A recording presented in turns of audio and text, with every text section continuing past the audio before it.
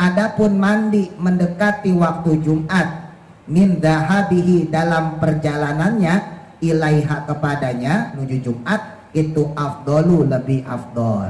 Nah bicara yang afdolnya kapan sih mandi yang bagus? Yang afdolnya yang utamanya mah ketika mendekati waktu Jumat.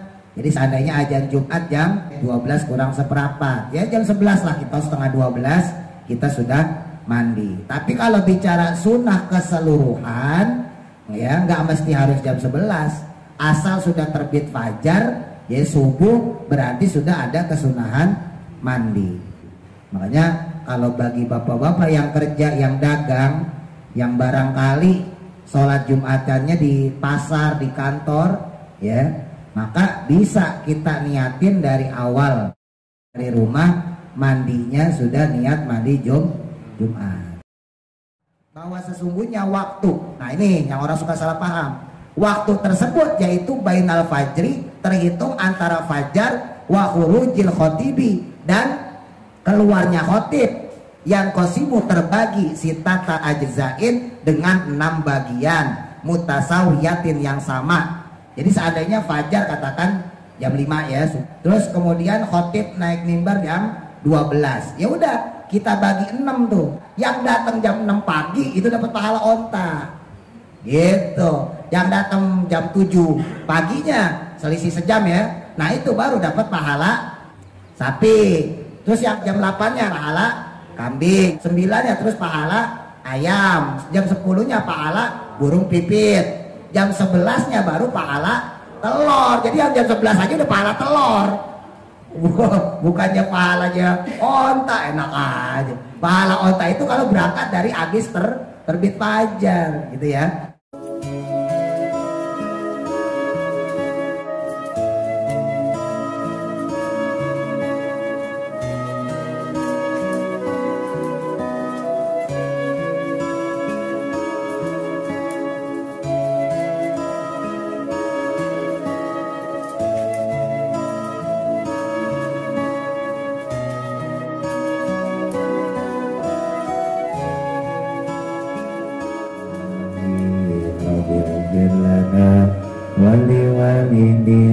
Amin.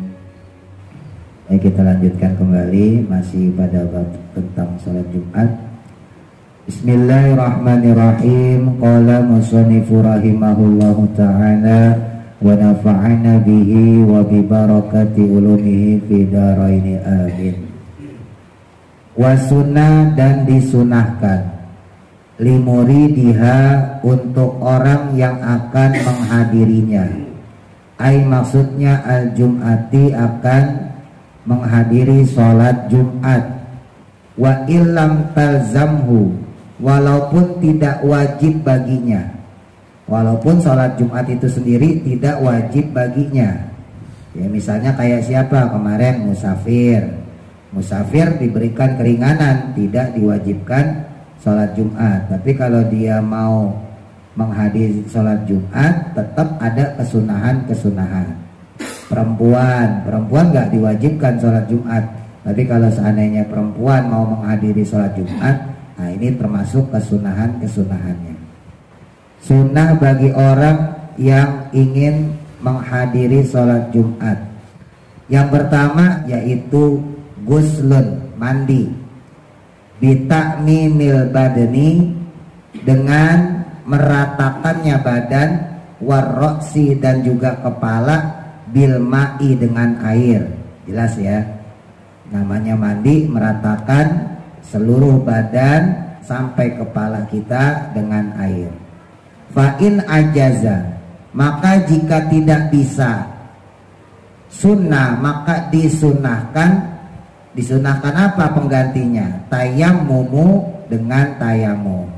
Kalau memang dalam keadaan sakit ya, atau ada anggota badan yang nggak boleh kena air, maka diganti saja dengan tayamum, tapi biniyatil gusli, dengan niat mandi. Ya niatnya tetap niat mandi, bukan niat tayamum. Kalau niat tayamum kan umumnya nawaitut tayamuma li istibahati sholati ya. Nawaitut tayamuma, saya niat tayamum li istibahati sholati, untuk diperbolehkannya sholat gitu ya. Nah kalau niat tayamum untuk yang mandi maka diganti, bukan li istibahati sholati tapi liba dalil gusli. Nawaitu tayamuma, saya niat tayamum liba dalil gusli, untuk menggantikan mandi. Ya kalau nggak bisa Bapak Ibu bisa pakai bahasa Indonesia lah. Saya niat tayamum untuk menggantikan mandi. Tapi nanti kalau seandainya mau sholatnya sendiri, kalau bisa wudhu ya tetap wudhu. Ya. Kalau nanti seandainya nggak bisa wudhu diganti tayamum, ya balik lagi niatnya. Nah itu tayamuma li istibahatis sholati, tetap balik lagi. Nah sunnahnya mandi Jumat ini ba'da tulu'i fajrin, setelah terbitnya fajar. Ya berarti masuk subuh itu udah sunnah mandi. Jadi bukan jam 11-nya misalnya gitu ya. Bukan, dari pagi sudah disunahkan mandi. Makanya kalau bagi bapak-bapak yang kerja, yang dagang, yang barangkali sholat Jumatannya di pasar, di kantor, ya, maka bisa kita niatin dari awal.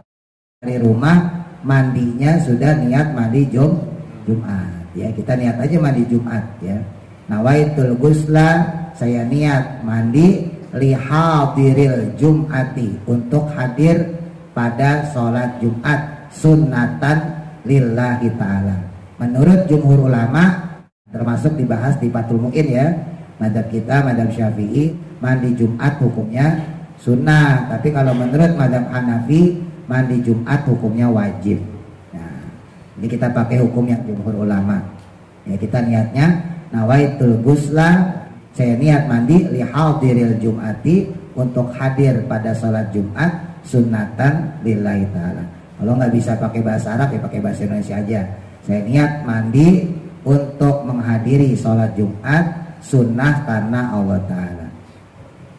Wayam bagi, dan seyogianya liso ini bagi orang yang puasa.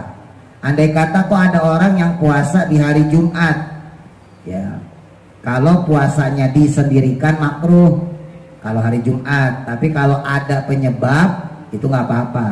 Misalnya ada hari Tarwiyah atau hari Arafah kok jatuhnya hari Jumat, nah itu nggak apa-apa.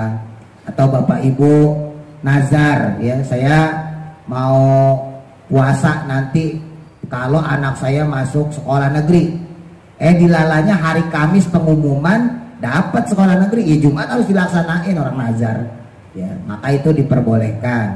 Atau kita puasa Daud, sehari puasa sehari enggak, ya hari Senin puasa, hari Selasa enggak, hari Rebo puasa, hari Kamis enggak, lah hari Jumat puasa. Kenapa? Karena emang puasanya puasa Daud. Tapi kalau disendirikan, ujuk-ujuk Bapak Ibu puasa, ya walaupun tidak sampai haram, makruh, maka harus ditambahin. Kalau nggak Jumat ya Sabtu, Ahad, Senin, supaya nggak jadi makruh, gitu ya. Nah ini khusus andai kata ada orang kok yang tepatan puasa di hari Jumat, lalu khosyia, dia takut, dia khawatir, minhu darinya, muftiron, bisa membatalkan. Takutnya kalau mandi itu bisa membatalkan dia, ya misalnya airnya kemasukan gitu ya, dan seterusnya. Tarku, maka diperbolehkan dia meninggalkannya. Nah jadi kesunahan untuk mandi Jumat itu bisa hilang kalau orangnya itu dalam kondisi puasa dan dia takut ketika melaksanakan mandinya itu. Ini sama sebetulnya dengan orang yang berkumur-kumur ketika berwudu saat menjalankan ibadah puasa, baik wajib maupun sunnah ya. Jadi seringkali orang ketika melaksanakan puasa, ya kita ini entah puasa Ramadan atau Senin Kamis, ya Senin Kamis ya jarang, Ramadan toh paling ya. Ramadan kita puasa ya, zuhur itu kan kita takut wudu pas kumur-kumur ya, asar takut kumur-kumur. Sebetulnya kalau bicara secara hukum tetap sunnah ya, tetap sunnah. Cuman kalau kita khawatir seandainya pas kita kumur-kumur kok yang keluarnya sedikit berbeda sama yang dimasukin, nah itu jadi makruh. Jadi makruhnya bukan karena wudhu pas puasa bukan ya, hati-hati ya. Jadi orang wudhu kumur-kumur pas kondisi puasa tetap sunnah. Andaikan dia yakin yang keluar dari mulutnya itu sesuai dengan apa yang dimasukkan. Kalau memang kita syak ya, ragu, ya udah lepehin sebanyak-banyaknya. Ya udah ludahin aja, ludahin sebanyak-banyaknya. Terus yang kedua, jangan diniatin ketika kita kumur-kumur pas lagi puasa itu niatnya untuk menghilangkan ketidaknyamanan dalam mulut. Kan kalau puasa Bapak Ibu mulut kan nggak nyaman ya. Ya entah apa piye gitu kan. Baunya gimana segala macam. Pokoknya nggak nyaman lah mulut. Itu pengennya kumur-kumur terus. Nah, itu yang makruh. Tapi kalau niatnya menjalankan sunnah dan dia tidak khawatir adanya sisa air yang berada di dalam mulutnya, maka wudhu sekalipun dalam kondisi puasa berkumur-kumur tetap sunnah. Nah sama nih seperti orang mandi, hukum mandi mah tetap sunnah mau Jumatan. Tapi bagi orang yang dia dalam kondisi puasa takut seandainya nanti pas lagi jebur-jebur ada yang kemasukan, mungkin kupingnya ya, mungkin ketelan dan sebagainya, maka diperbolehkan bagi dia untuk tidak mandi. Jadi kesunahannya berubah menjadi mubah ya.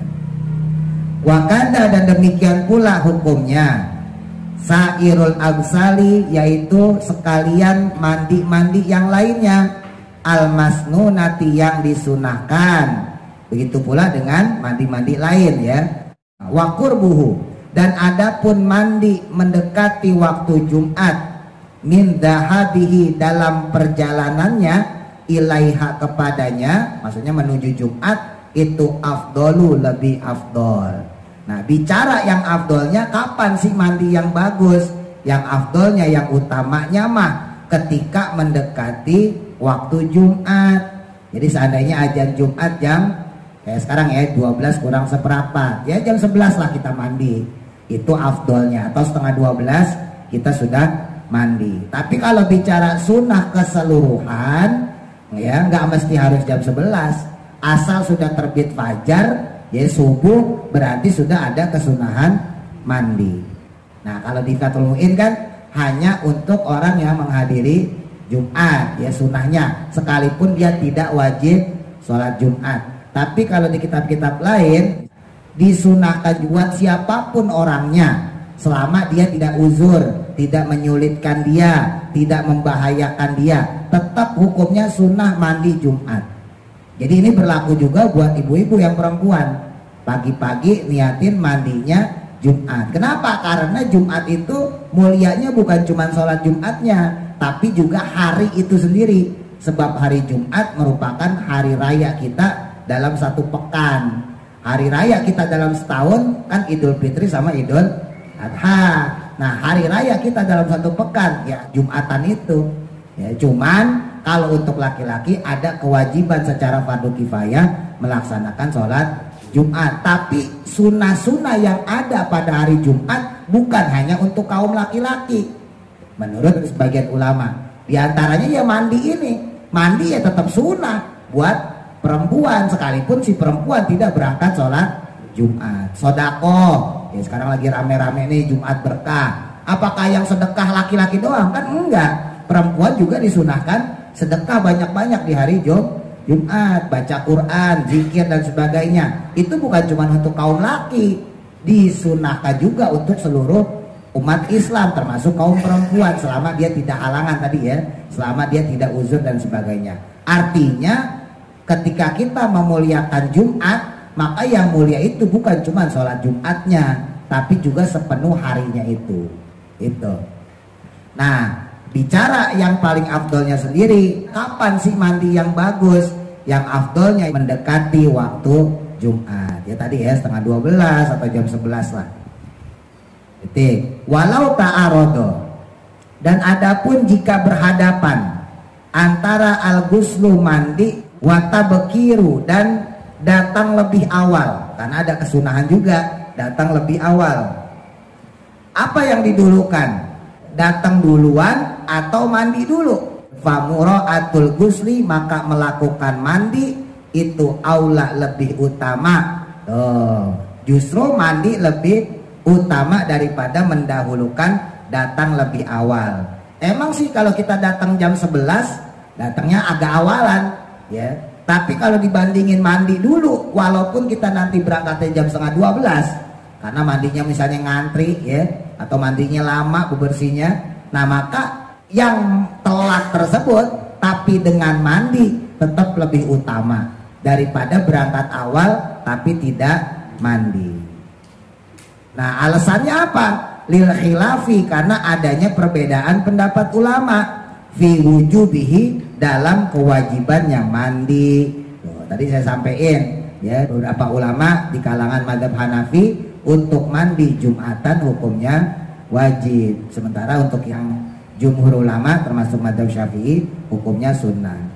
Wa min sama, maka dari sinilah kuriha, dimakruhkan, tarkuhu, meninggalkannya. Tuh.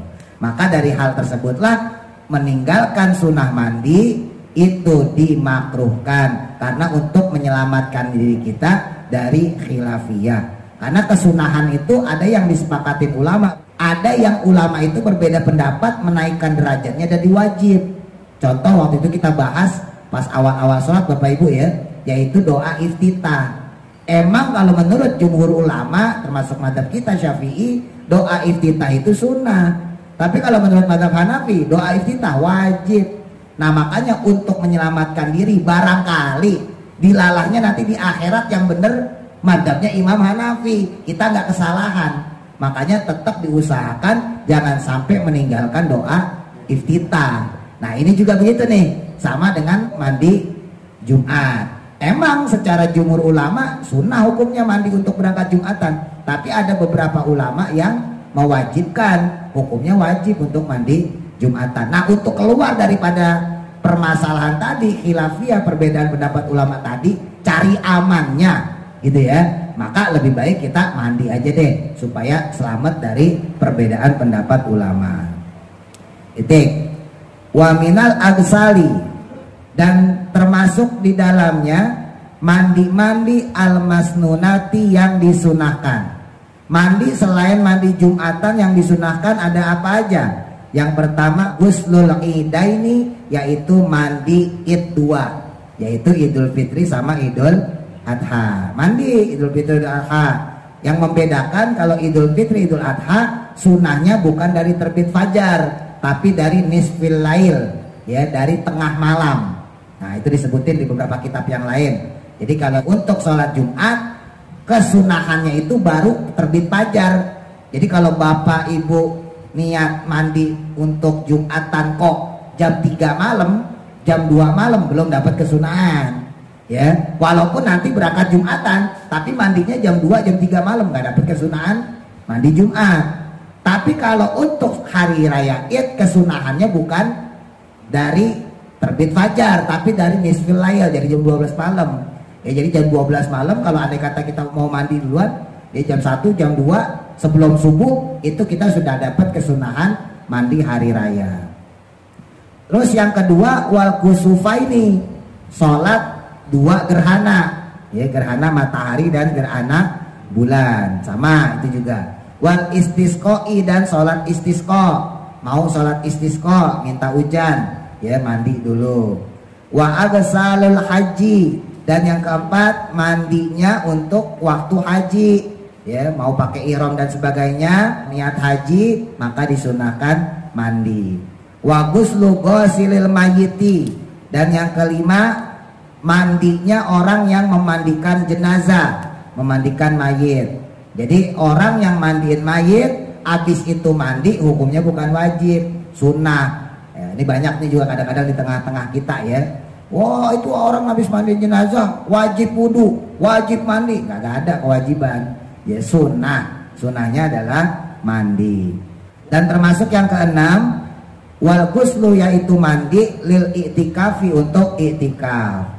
Bapak Ibu punya niatan i'tikaf di masjid, ya, dimanapun, mau di sini mau di kampung, nah mandi dulu, sunnah.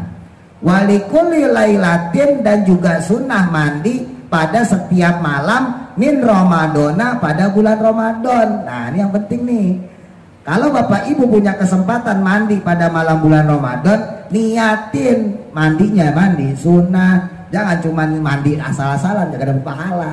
Lah kan lumayan tuh ya kalau tahu ilmunya.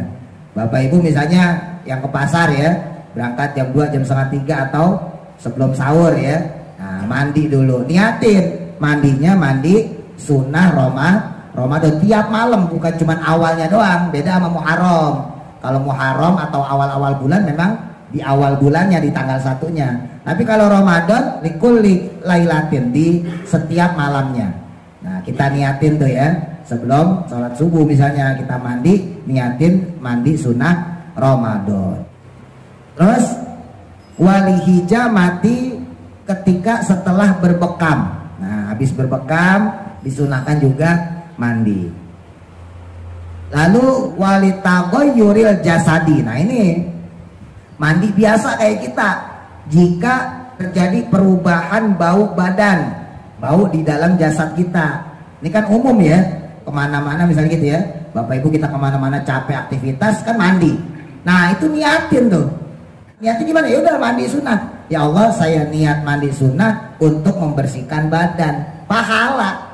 Ketimbang kita masuk kamar mandi ya, jebar-jebur tanpa niat, maka mandinya ya cuman sekedar membersihkan badan doang, nggak dapat pahala ibadah. Tapi kalau kita masuk kamar mandi terus kita niat, ya Allah saya mandi untuk membersihkan badan saya sebagai bentuk kesunahan dari syariat yang ada kami, maka kita mandi tuh. Nah butiran demi butiran air itu kita dapat pahala. Nah ini mulai dari sekarang ya. Jadi mandinya bukan cuman mandi waktu-waktu tertentu, termasuk mandi harian kita. Ya, orang ada yang mandi sehari 2 kali, kalau sehari mah jarang ya. Minimal sehari 2 kali. Nah, ada yang 3 kali, ada 4 kali malah. Apalagi kalau mandinya mau sholat, wow itu cakep banget tuh ya. Mau zuhur mandi dulu, mau asar mandi dulu. Nah itu tambah pahalanya lebih gede lagi. Terus yang ke-10, wa ghuslul kafiri, dan mandinya orang kafir idza aslama, ketika dia masuk Islam, lil amri, karena adanya perintah, bihi, dengan hal tersebut ya, adanya perintah untuk mandi bagi orang kafir. Tapi walam yajib, tidak wajib, li'anna kasirina, karena sesungguhnya banyak di antara mereka orang-orang kafir, aslamu, yang masuk Islam, walam yu'maru, namun tidaklah mereka diperintahkan oleh Nabi ya, maksudnya bihi, dengannya, untuk melakukan mandi setelah masuk Islam tadi. Wahada, dan adapun ini maksudnya kesunahan mandi itu idza lam ya'rid, jika si orang kafir tadi yang masuk Islam tadi belum mengalami lahu baginya fil kufri, dalam saat kekafirannya, suatu perkara yujibu, yang diwajibkan, al ghusla, akan mandi, min janabatin, berupa junub atau jinabat, au nahwiha, atau semacamnya.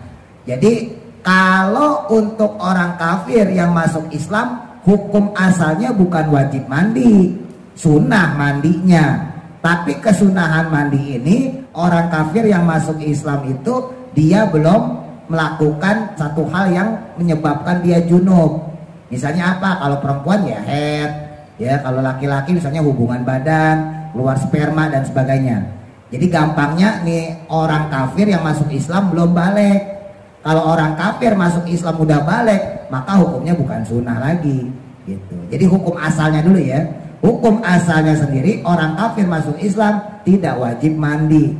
Nah wa illa, namun jika tidak, maksudnya jika dia melakukan junub ya, entah haid kalau perempuan, kalau laki-laki suami istri hubungan badan, ya keluar sperma dan sebagainya yang menyebabkan dia harus wajib mandi, maka wajiblah bagi dia al-ghuslu, akan mandi tersebut. Wa ini tasala, walaupun dia telah mandi sebelumnya, fil kufri, pada saat kekafiran dia itu, walaupun dia dulu udah pernah mandi.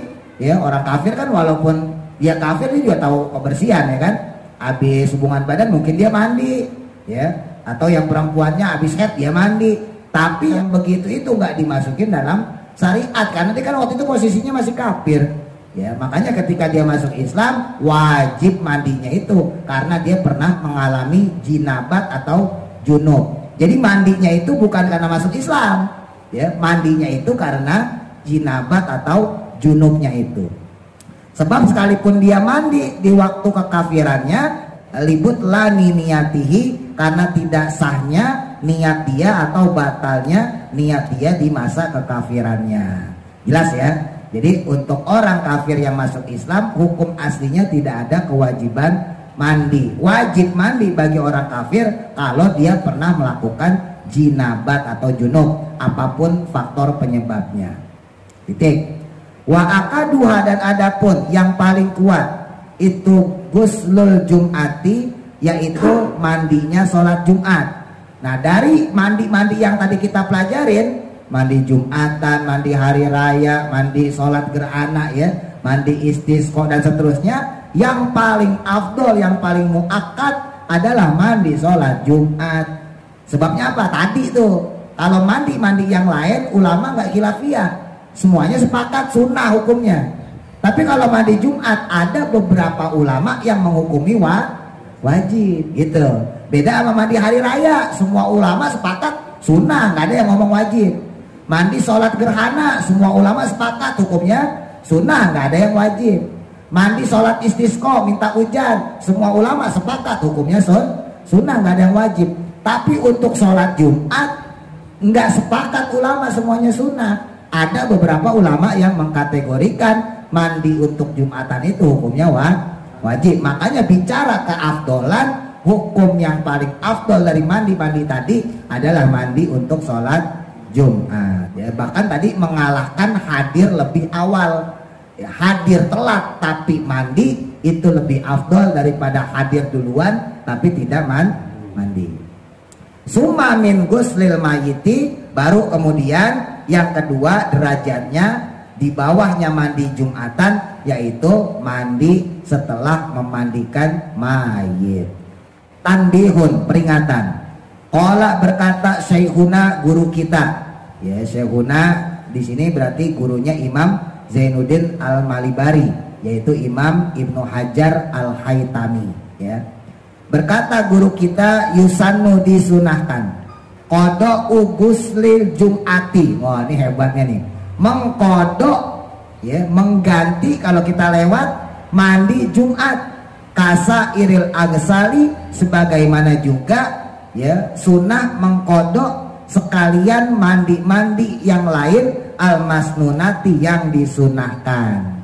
Ya, jadi sunnah. Andai kata kita nih kok nggak sempat mandi Jumatan, termasuk mandi-mandi yang lain tadi, ya, mau mandi hari raya kok kita nggak sempat mandi, main sholat id aja misalnya gitu, maka disunahkan mengkodok, saking sunnah muakkadnya. Ya, memang biasa kayak gitu-gitu. Kemarin sempat kita pelajarin tuh, ya, bagi orang yang terbiasa melakukan suatu ibadah sunnah, andai kata dia tidak melakukan ibadah sunnah, disunahkan mengkodok apapun itu. Ya, kemarin saya nyontohin apa? Qobliyah subuh. Qobliyah subuh itu kan pahalanya gede, Pak. Ya, qobliyah subuh itu pahalanya seperti orang yang bersedekah sebesar bumi, bayangin. Kita sedekah paling 10.000, 20.000, 100.000, sejuta, ya kan?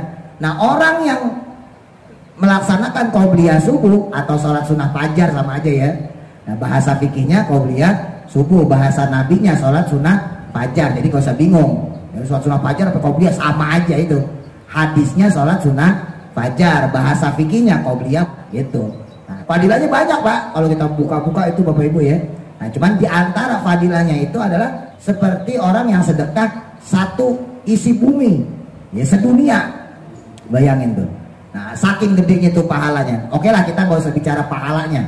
Ya, kita bicara keafdolan, kesunnah muakkadan yang dianjurkan oleh Nabi.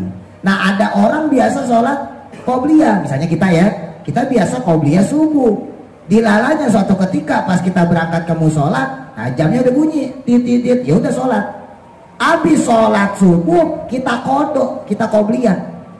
Ya biasa, usoli sunata subhi qobliyatan, tinggal ditambahin adaan lillahi ta'ala, diganti kodokan lillahi ta'ala. Cuman khusus buat orang yang terbiasa, catatannya, ya, garis bawahnya buat orang yang terbiasa.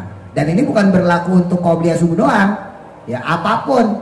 Misalnya kayak qobliyah asar, boleh andai kata kita biasa qobliyah asar, kok ketinggalan, kita sholat buru-buru langsung, habis sholat asar kita qobliyah. Timbul pertanyaan, lah kan ada waktu yang diharamkan, habis subuh kagak boleh sholat, habis asar kagak boleh sholat. Yang nggak boleh itu sholat sunnah mutlak. Tapi kalau sholat sunnah yang ada kepentingan di situ, maka diperbolehkan. Di antara yang diperbolehkan ya ini sholat qada, karena kita biasa melakukan. Cuman pesan saya, lihat-lihat tempat ya. Kalau melakukan yang kayak gini-gini, lihat-lihat tempat. Kalau kita berada di tempat orang awam, gak usah aneh-aneh lah ya. Udah gak usah sholat gak apa-apa, insya Allah pahalanya tetap dapat ya. Daripada kita sholat kan orang awam timbul pertanyaan, ini kok orang habis asar sholat, kan habis asar haram, sesat nih orang nih gitu. Padahal ilmunya yang belum nyampe gitu ya. Jadi pinter doang nggak cukup, harus bijak juga ya. Pinter plus bijak. Kalau bicara mau nurutin kesunahan ya kita lakuin gitu ya. Nah jadi diperbolehkan ya ketika seseorang itu biasa melaksanakan mandi Jumat lalu dia mengkodoknya. Jadi dia buru-buru mungkin pulang kerja, pulang dagang ya, waduh udah azan Jumat, berangkat lagi ke masjid ya, udah dengerin ceramah terus sholat selesai, pulang sampai rumah baru mandi, nggak apa-apa, niatin kodok mandi sholat Jumat. Tadi niatnya tahu ya, nawaitul ghusla li hadiril jum'ati sunnatan lillahi ta'ala. Gampang kok niatnya, nawaitul ghusla li hadiril jum'ati sunnatan lillahi ta'ala. Kalau pakai bahasa Indonesia, saya niat mandi untuk menghadiri sholat Jumat sunnah karena Allah Ta'ala. Kalau buat ibu-ibu jangan menghadiri, saya niat mandi di hari Jumat sunnah karena Allah Ta'ala. Karena ibu-ibu kan gak menghadiri Jumatan ya. Ini buat bapak-bapak. Jadi kalau buat ibu-ibu niatnya bukan menghadiri tapi di hari Jumat. Nawaitul ghusla fi yaumil jum'ati, saya niat mandi pada hari Jumat ini sunnatan lillahi ta'ala. Tapi kalau yang buat bapak-bapak ada kata lihadiril jum'ati, lihadiri untuk hadir pada sholat Jumat. Itu wa inna matuliba, dan hanya saja maksud daripada melakukan kodok tersebut ya. Nah ini alasannya nih, kenapa kok sampai mandi Jumat dan mandi yang sunnah tadi boleh dikodok ya. Li'anahu, karena sesungguhnya idza alima, ketika dia tahu, kita nih maksudnya ya, ketika kita tahu anahu, bahwa sesungguhnya yaqdi, disuruh mengkodok, dawama, maka niscaya dia akan mendawamkan, maka dia niscaya akan senantiasa ala adaihi, untuk melaksanakannya, wajtanaba, dan sehingga dia akan menghindarkan dirinya, tafwi tahu, daripada meninggalkannya. Jadi kenapa kok sampai disunahkan dikodok? Karena ketika orang mengkodok maka dia akan tahu betapa besar pahalanya orang yang mandi Jumatan itu, sehingga seandainya suatu saat dia kepepet lagi, dia ingat, oh iya jangan sampai saya nggak mandi Jumat, buru-buru dia mandi sholat Jumat. Dan ini berlaku juga untuk mandi yang lain ya. Wabukurun, dan yang kedua yaitu sunnahnya datang awal. Nah datang pagi-pagi, datang lebih awal, li ghairi khotibin, untuk selain khotib. Nah jadi kalau khotib telat malah bagus ya, tapi kebalik kalau kita nih khotib malah datang duluan ya.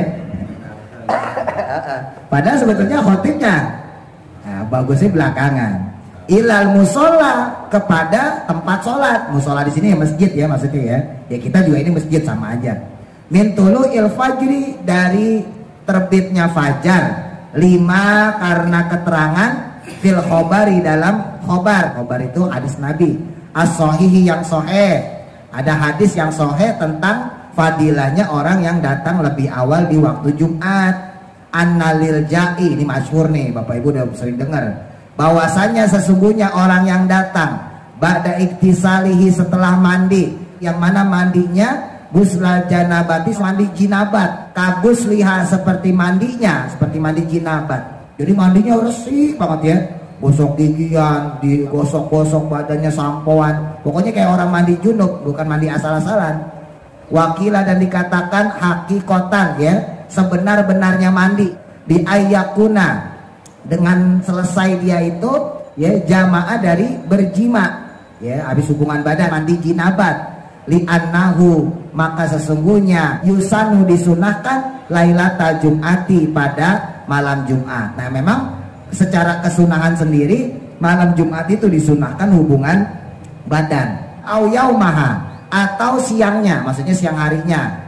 Jadi dia mandinya resik kayak orang mandi junub, bersih ya, wangi, lalu dia datang di saatil ula, pada saat yang pertama ya, gelombang yang pertama, maka orang tersebut seakan-akan badanatan berkurban unta, pahalanya seperti berkorban unta. Wa fi saniyati, dan adapun yang kedua, datang ke gelombang kedua, bakorotan, maka pahala korban seperti sapi.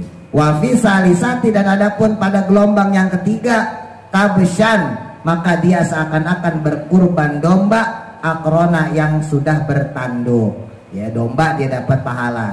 Wa rabiati, dan adapun ketika orang datang pada gelombang yang keempat, dajajatan, maka dia mendapatkan pahala seperti berkurban ayam babon kalau bahasa kita ya. Wal khamisati, dan adapun yang kelima, orang yang datang gelombang kelima, usfuron, maka dia mendapatkan pahala seperti berkorban burung pipit. Wasadisati, dan adapun orang yang berangkat pada gelombang keenam, pada saat yang keenam, maka dia mendapatkan pahala baidotan, seperti berkurban telur. Wal muradu, dan adapun yang dimaksud annama, bahwa sesungguhnya waktu. Nah ini yang orang suka salah paham. Waktu tersebut yaitu bainal fajri, terhitung antara fajar, wa khurujil khotibi, dan keluarnya khotib.